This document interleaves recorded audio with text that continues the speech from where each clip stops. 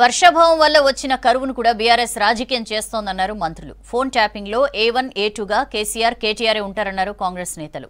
BRS నేతలే కీలక నిందితులు అని ఆరోపించారు.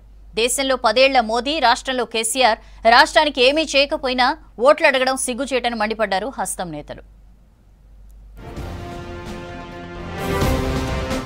వర్షాభావం వలన వచ్చిన కరువును కూడా బీఆర్ఎస్ రాజకీయం చేస్తుందని మండిపడ్డారు మంత్రి పొన్నం ప్రభాకర్. హరీష్ రావు మాజీ కాగానే వాస్తవాలను వక్రీకరిస్తున్నారని ఆరోపించారు. కాళేశ్వరం ప్రాజెక్టు కట్టింది, కూల్చింది బీఆర్ఎస్ఏ అని విమర్శించారు పొన్నం ప్రభాకర్. కుంగిపోయిన తర్వాత మీ ప్రభుత్వ హయాంలో నిర్మాణం కాబట్టి ఈ ప్రాజెక్టు 1 పిల్లరా, 2 పిల్లర్లా, 3 పిల్లర్లా, 120 ప్రాజెక్టులు లేదా 120 కిలోమీటర్ రకరకాల లెక్కలు చెప్తున్న వీళ్లకు ఈ ప్రాజెక్టుకి జరిగింది ఈ వాస్తవం, ఈ నష్టం గింత అని చెప్పలేక ఇట్లా కుట్రకోణం దాగిందని కేసు పెట్టింది మీరా మేమా? కుట్రకోణం దాగి ఉంటే ఆ కుట్రదారులు ఎవరో బయట పెట్టాల్సిన అవసరం ఉండే కదా. మీరు అధికారంలో డిసెంబర్ 3 దాకా మీరే అధికారంలో ఉన్నారు కదా, అప్పుడు పెట్టలే. ఫోన్ ట్యాపింగ్ లో మాజీ మంత్రి దయాకర్ రావు పాత్ర ఉందన్నారు మంత్రి కొండా సురేఖ. కమిషన్ల కోసమే బీఆర్ఎస్ ప్రాజెక్టులు కట్టారని ఆరోపించారు. నిందితులు ఎవరైనా జైలుకు వెళ్లడం ఖాయమన్నారు. 10 ఏళ్ల కేసీఆర్ పాలనలో రాష్ట్రం అన్ని రంగాల్లో వెనుకబడిందన్నారు మంత్రి కొండా సురేఖ. కూలిపోయిన ప్రాజెక్టు వాటిని కూలగొట్టాలి అని నిపుణులు చెప్తా ఉన్నారు. లక్షల కోట్ల రూపాయలు దాన్ని రిపేర్ చేసే పరిస్థితి లేదు. దానికి ఏదో చిన్న అది వచ్చింది, దాంతో ఇంత పెద్ద ఇష్యూ చేసిందని కేటీఆర్ చాలా సింపుల్ గా చెప్పాడు. ఈ విధంగా వాళ్ళు ప్రజలను మభ్యపెట్టి మోసం చేసి లక్షల కోట్లు వృధా చేసి ఈ రోజు నీళ్ళనియలేనటువంటి పరిస్థితి తీసుకొచ్చారు. మాది తప్పకుండా ఉందండి. మురళీ గారి ఫోన్ ట్యాప్ చేస్తానే ఉన్నారు, మాకు తెలుసు. అందులో దయాకర్ రావు హస్తం ఉంది. ఇప్పటికే ఎంక్వైరీలో తెలుస్తా ఉంది. రాబోయే రోజుల్లో టోటల్ ఎంక్వైరీ జరిగినప్పుడు వాళ్ళు ఎవరెవరి పేర్లు వస్తాయో అందరి మీద కూడా చర్య తీసుకోవడం జరుగుతుంది.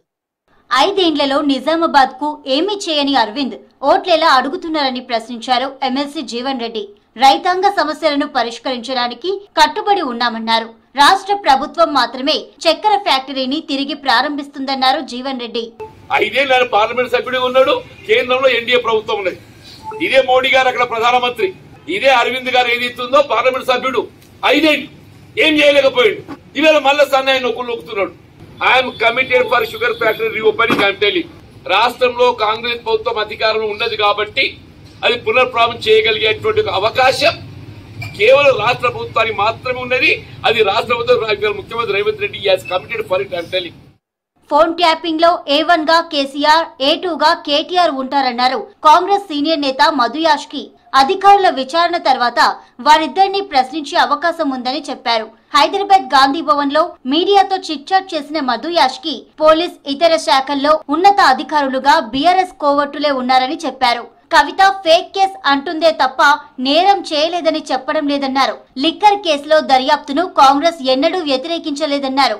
భువనగిరి నుంచి తనను పోటీ చేయాలని రాజగోపాల్ రెడ్డి కోరారని చెప్పారు మధు యాష్కి. ఫోన్ ట్యాపింగ్ వ్యవహారంలో కేసీఆర్, కేటీఆర్ జైలుకు వెళ్తారన్నారు Mahabub Nagar MLA NM Srinivas Reddy.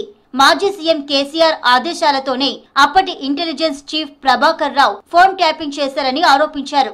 Phone tapping పై సిట్ వేసి దర్యాప్తు చేయాలని ప్రభుత్వాన్ని కోరారు ఎన్ఎం. అయ్యా కేటీఆర్ గారు, ఈ ఫోన్ ట్యాపింగ్ అంశంలో ఖచ్చితంగా మీరు, మీ తండ్రి గారు జైలు పాలు కావాల్సిందే. రేవంత్ రెడ్డి గారు పార్లమెంట్ ఎన్నికల తర్వాత బీజేపీలో చేరతారని చెప్పి ఇంకో మాట మాట్లాడినారు. పార్లమెంట్ ఎన్నికల తర్వాత కుటుంబం మొత్తం కూడా తీహార్ జైలుకు కవిత గారికి కంపెనీ ఇవ్వడానికి వెళ్లాల్సిందే. తీసుకున్న వాయిస్ రికార్డులు, ట్యాపింగ్లన్నీ కూడా మీరు అప్పటి ఇంటెలిజెన్స్ హెడ్ ప్రభాకర్ రావుకి ఇస్తున్నారు. మరి ప్రభాకర్ రావు గారికి ఏ ఫోన్ ట్యాప్ చేయాలా, ఎవరి పేర్లు ఇరికియాలి అని చెప్పి ఎవరు చెప్తున్నారు? సికింద్రాబాద్ కాంగ్రెస్ అభ్యర్థి దానం నాగేందర్ తో భేటీ అయ్యారు సిటీ మేయర్ గద్వాల్ విజయలక్ష్మి. ఉదయం దానం నాగేందర్ తో ప్రత్యేకంగా సమావేశమయ్యారు. గత వారం కాంగ్రెస్ స్టేట్ ఇన్ఛార్జ్ దీపాదాస్ మున్షి స్వయంగా మేయర్ ఇంటికి వెళ్లి కలిశారు. మరోవైపు నిన్న కేకేకు బీఆర్ఎస్ చీఫ్ కేసీఆర్ ఫోన్ చేసి రావాలని పిలిచినా ఆయన వెళ్లలేదని తెలుస్తోంది. అయితే మేయర్ తో కాంగ్రెస్ నేతల వరుస భేటీలు ఇంట్రెస్టింగ్ గా మారాయి.